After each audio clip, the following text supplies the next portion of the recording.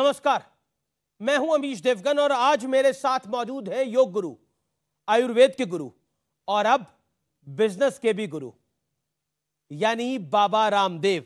बाबा रामदेव जी, आपका अभिनंदन है। आपको हम योग गुरु बुलाते हैं, अब आपको लगता है कि बिजनेस गुरु भी बुलाना पड़ेगा। आप एफपीओ लेके आ रहे हैं, फॉलो ऑन पब्लिक ऑफर, मतलब पूरी तरह से बाबा कॉर्पोरेट हो गए हैं आप। हाँ, ये ज़रूरत है, ये युग धर्म है इस समय का जी। हमने पहले योग धर्म को राष्ट्र धर्म बनाया, उसको युग धर्म बनाया, उसको विश्व धर्म बनाया और योग करना कराना हम सबका परम धर्म सनातन धर्म। इस समय का वो युग धर्म इस रूप में कि उसके बिना लोगों की ज़िंदगी के नैया पार हो नहीं सकती। BP, sugar, thyroid, asthma, arthritis, जितने भी लाइफस्टाइल डिजीज, जेनेटिक डिजीज और कम्युनिकेबल, नॉन कम्युनिकेबल, अलग अलग प्रकार के जो ऑटोमेन डिजीज़ का जो चक्रव्यूह था उससे बाहर निकाला। पर हेल्थ के बाद अब जब वेल्थ देने की बात है, देखो बिना वेल्थ के तो किसी का गुजारा होता नहीं अमीश भाई। और हमने पर इतनी वेल्थ, 4300 करोड़ का आप ये एफपीओ लेके आ रहे हैं, रुचि सोया का, इतनी वेल्थ, ये तो कुछ भी नहीं है। ये तो उसका जैसे कहते हैं ना, उस पूरे लड्डू का एक भोरा है। ये तो पहाड़ के सामने अभी चींटी है। अभी तो एक समृद्धि का शिखर हमें खड़ा करना है और तभी तो भारत परम वैभवशाली बनेगा। और वो भी सबके योग करें, सहयोग करें, सहभागिता के साथ, स्वामित्व के साथ। तो शेयर होल्डिंग ये कोई जो है मंदी और तेजी का खेल नहीं है। लेकिन पीछे पड़ जाएंगे आपके लोग, बोलेंगे कि देखिए बाबा रामदेव जो है वो योगा भी सिखा रहे थे और अब एफपीओ भी लेके आ रहे हैं, दवाइयां भी बना रहे हैं, इस देश में सब कुछ बाबा रामदेव ही कर लेंगे। तो मैं तो चाहता हूं सब करें, ना करना समस्या है। अमीश भाई, जो प्रमादी हैं वो देश पर भार हैं। यदि स्वामी रामदेव ने आज इसको इक्विटी मार्केट के, कैपिटल मार्केट के हिसाब से देखेंगे तो जो है आज इन सेल्फ पतंजलि, जिसमें हमारे personal care, hair care, skin care, dental care, पूरा हर्बल कॉस्मेटिक का जो पूरा हमारा पूरा विस्तार है, पूरा एक बहुत बड़ा हमने उसको बाजार दिया, बहुत बड़ा आधार दिया, बहुत बड़ा विस्तार दिया। और मेडिसिन में एलोपैथी की दवाएं जिनका टेम्परेरी रिलीफ, परमानेंट नुकसान, किसी भी रोग का नहीं कोई स्थायी समाधान। हमने बीपी का, शुगर का, थायराइड का, अस्थमा का, आर्थराइटिस का, हेपेटाइटिस का, फैटी लिवर सोरेसिस का, ऐसे लियामस ऑटोमेन डिजीज का हमने स्थायी समाधान दिया मेरे भाई अमीश। और पतंजलि मेडिसिन और जो पतंजलि कॉस्मेटिक बोलो या हर्बल कॉस्मेटिक बोलो, पर्सनल केयर बोलो, केश कांति, दंत कांति, एलोवेरा, ये सब हमने उधर रखा है। लेकिन हमने प्रिंसिपल भी ये तय किया कि रुचि सोया में जो एक एडिबल ऑयल कंपनी नहीं, वो तो है ही, वो भी उसका 10-12 हज़ार करोड़ का जो पूरा उसका टर्नओवर था, उसका टर्न अराउंड करके कॉर्पोरेट गवर्नेंस, प्रोफेशनल मैनेजमेंट, पूरी ट्रांसपेरेंसी, अकाउंटेबिलिटी, एक पूरा एक इकाई 22 उसकी यूनिट थी, उसको हमने उठा करके आज डबल उसका हमने जो है टर्नओवर कर दिया। उसके एबिटा की बात करें तो 300 से 500 के बीच में घुमा करता था, वो करीब आज लगभग हमने 3 गुना कर दिया।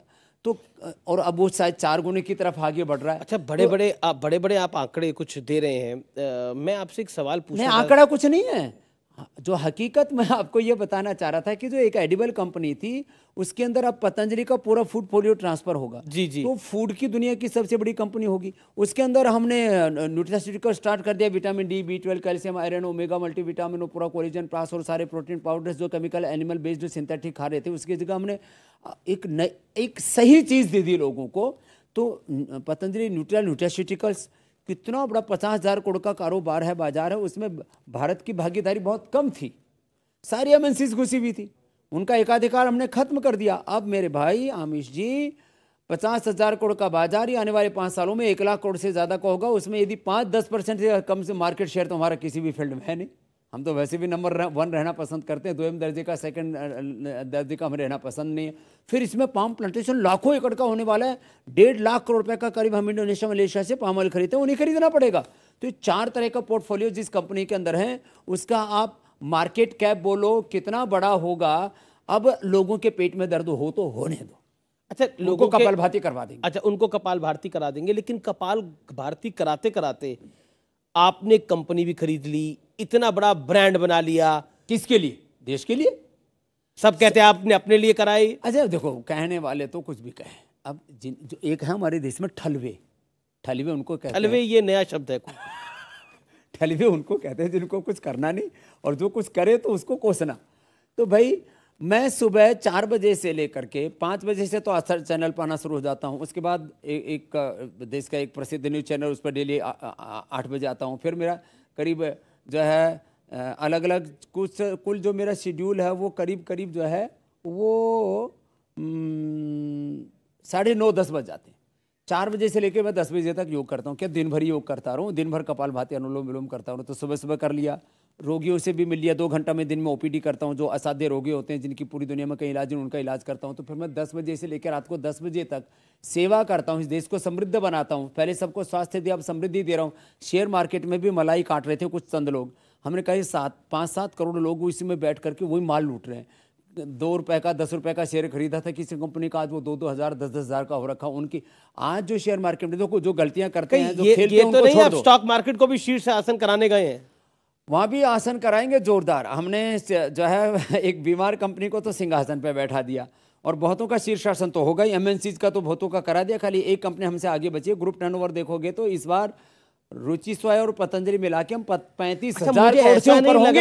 35,000 करोड़ से ऊपर। आपके मैं कई सारे इंटरव्यू कर चुका हूं, और जब मैं यहाँ इस चैनल में आया 6 साल पहले, तब उससे पहले जब मैं था तब भी बड़े सारे इंटरव्यू कर चुका हूं। लेकिन आज मुझे ऐसा लग रहा है मैं किसी कंपनी के सीईओ से बात कर रहा हूं जो कई सारे आंकड़े दे रहा है। तो ये आपका नया अवतार जो था वो पिछले 2-3 साल से लोगों के बीच में आया, लेकिन अब फुल फ्लेज तरीके से आ गया है।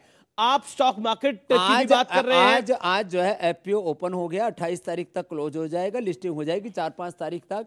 और एक ऐसी कंपनी होगी जिसका जो है 3300 करोड़ का इसमें डेट है, कंपनी में डेट फ्री कंपनी हो जाएगी जी। 0% डेट मेरा लक्ष्य है। और जिसको हम मतलब टर्म लोन तो हमारा 3300 करोड़ रुपये पूरा खत्म। फिर 0% वर्किंग कैपिटल पर हम कोशिश करेंगे, क्योंकि स्टॉक हमारे पास ऑलरेडी 2-2.5 हज़ार करोड़ रुपए का है। 0% डेट, 0% जो है इसके वर्किंग कैपिटल, और रिटर्न ऑन इन्वेस्टमेंट जो हमारे अलग अलग 4 वर्टिकल मैंने बताए। इस 4300 करोड़ का बाबा रामदेव करेंगे क्या? इसीलिए मैं डेट रिटायर कर दिया एक स्टॉक में।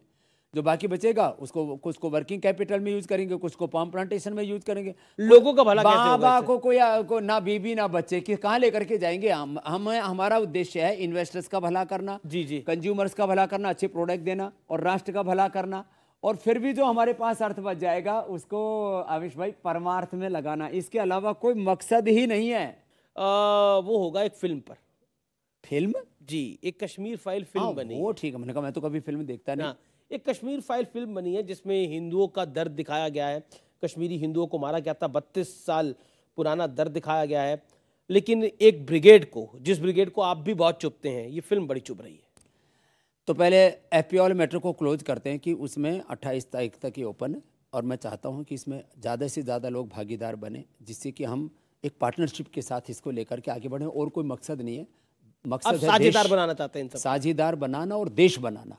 क्योंकि देश आर्थिक शक्ति संपन्न जब तक नहीं बनेगा तब तक, नहीं तो जैसे आज रसिया यूक्रेन को जैसे रौंद रहा है, यदि आपके पास ताकत नहीं है ना तो आप कुछ खड़े इज्जत के साथ खड़े नहीं हो सकते दुनिया में कहीं पर भी।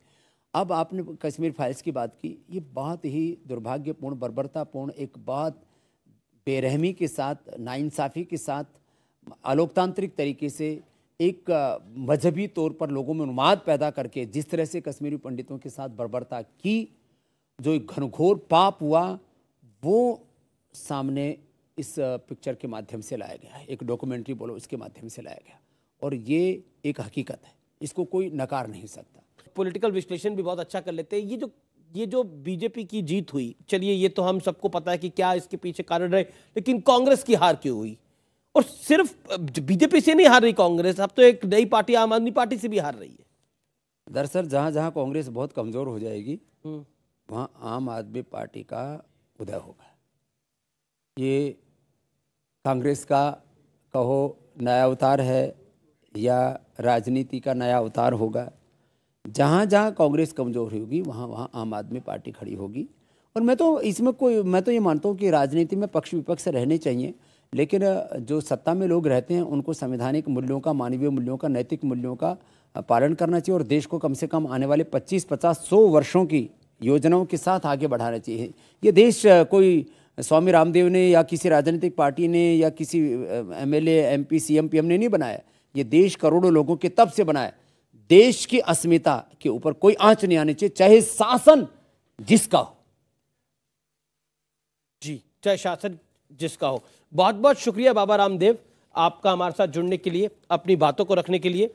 अमीश भाई, आपको भी बहुत बहुत अभिनंदन। मैं देखता हूँ आप रोज जो है एकदम पूरे जज्बात के साथ, शौर्य, वीरता और पराक्रम के साथ राष्ट्र हित के मुद्दों पर लड़ते हैं।